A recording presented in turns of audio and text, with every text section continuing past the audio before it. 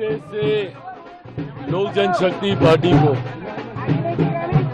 और हमारे गठबंधन को एक ऐतिहासिक जीत बिहार के विधानसभा चुनाव में मिली है, यकीनन मेरी पार्टी के लिए भी ये बड़ी बात है। जिस तरीके से पार्टी के 19 विधायक जीत कर आए, जिसमें से अभी कल 2 विधायकों ने बिहार मंत्रिमंडल में शपथ लेने का काम किया।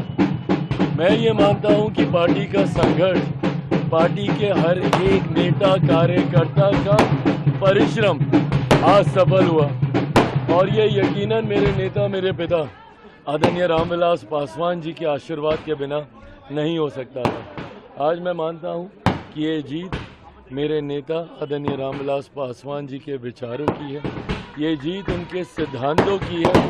जिस राह पर हमारे नेता ने हमें चलना सिखाया, आज उसी राह पर आगे चलते हुए जिस तरीके से पार्टी नई ऊंचाइयों तक पहुंची है, यकीनन मेरे नेता, मेरे पिता आदरणीय रामविलास पासवान जी जहां कहीं भी होंगे खुश होंगे, आशीर्वाद दे रहे होंगे। बिहार की जनता ने ये बड़ा जनादेश मेरे प्रधानमंत्री आदरणीय नरेंद्र मोदी जी के सोच को दिया है, मुख्यमंत्री नीतीश कुमार जी के अनुभव को दिया है, चिराग पासवान के बिहारी फर्स्ट को दिया है, उपेंद्र जी मांझी जी के मजबूत समर्थन को दिया है। जितनी बड़ी, जितनी प्रचंड ये जीत है, उतनी ही बड़ी अब जिम्मेदारी भी हम लोगों के ऊपर है।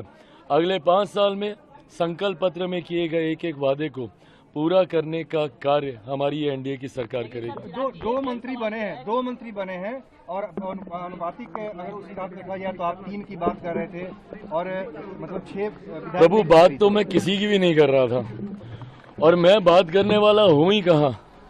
अब भी अगर मैं कोई बात करूंगा तो मुझसे बड़ा लालची आदमी कोई नहीं होगा।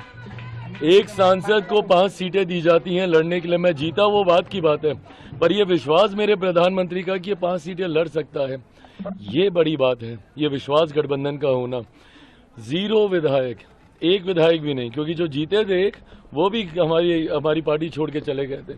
तो 0 विधायक वाली पार्टी को 29 सीटें दे दी जाती हैं गठबंधन में चुनाव लड़ने के लिए।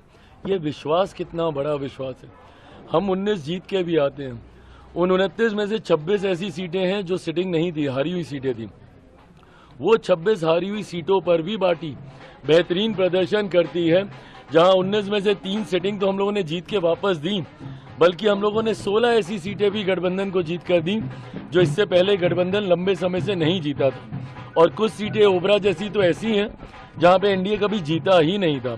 तो ऐसे में जब पार्टी का प्रदर्शन और गठबंधन का विश्वास पार्टी के ऊपर इतना ज्यादा है, उसके बाद भी अगर अभी भी मैं कोई मनोकामना रखूं तो मुझसे बड़ा नाशुक्रा और कोई नहीं होगा। चिराग जी, ये बताइए कि आप प्रदेश में जीत के बाद देश की सत्ता में आप भी काबिज है, आपकी पार्टी ने भी प्रदर्शन बेहतर किया था, दिल्ली आकर कैसा लग रहा है? और अब आगे, क्योंकि आपकी पार्टी जो लड़ाई चल रही थी चुनाव आयोग में, आपकी रणनीति क्या होगी और अपने पार्टी के विस्तार के लिए बिहार में रणनीति क्या होगी? क्यों? देखिए, मेरी पार्टी के लिए यकीनन प्राथमिकता बिहार है, पर आज की तारीख में पार्टी एक्सपेंशन मोड में भी है। जिस तरीके से विभिन्न अलग अलग राज्यों में पार्टी धीरे धीरे अपने फुटप्रिंट्स, अपने पांव पसारने का प्रयास कर रही है, परिणाम स्वरूप नागालैंड में हम लोग के 2 विधायक हैं, झारखंड में हम लोग 1 सीट पे चुनाव लड़े, 1 सीट हम लोगों ने जीतने का काम किया। ऐसे में आने वाले दिनों में पार्टी विस्तार करते हुए हम लोग उत्तर प्रदेश में चुनाव 2027 में आने वाले हैं, उसकी तैयारी पार्टी करने जा रही है। पंजाब में उसी साल चुनाव होंगे, उसकी तैयारी करने जा रही है। यकीनन पार्टी की एक भूमिका सहयोगी दल होने के नाते बंगाल के चुनाव में भी होगी, असम के चुनाव में भी होगी। तो धीरे धीरे पार्टी अपने विस्तार को भी स्वरूप दे रही है, पर एट द सेम टाइम क्योंकि सेंटर और स्टेट में हमारी सरकार है और ये डबल इंजन की सरकार है, तो ऐसे में बिहार फर्स्ट, बिहारी फर्स्ट जिस लक्ष्य के साथ हम लोग निकले हैं, उसको भी अगले 5 साल में उसका भी एक अधिकांश हिस्सा बिहार में धरातल पर दिखने लगे।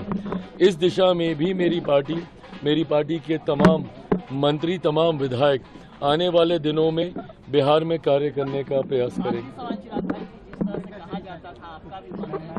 चिराग भाई को दिल्ली में मन नहीं लगता है, बिहार में ज्यादा मन लगता है।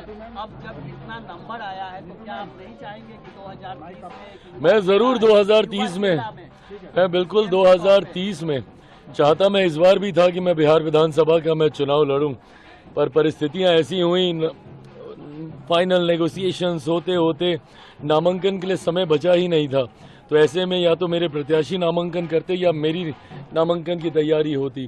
तो ऐसे में ये फैसला लिया गया कि इस बार मैं विधानसभा का चुनाव नहीं लड़ूंगा। केंद्र में मेरे प्रधानमंत्री जी ने मुझे केंद्रीय मंत्री के रूप में एक बड़ी जिम्मेदारी दे रखी है, जिसकी भी जवाबदेही मुझ पर बनती है, और मैं मानता हूं कि इस विभाग के माध्यम से बड़े लक्ष्यों को हम लोग बिहार में भी अचीव कर सकते हैं। तो फिलहाल कुछ वर्ष केंद्र में अपनी जिम्मेदारियों को निभाते हुए 2030 आते आते तक यकीनन बिहार की राजनीति में सक्रिय भूमिका में आप मुझे देखेंगे, ये मैं भी मानता हूं।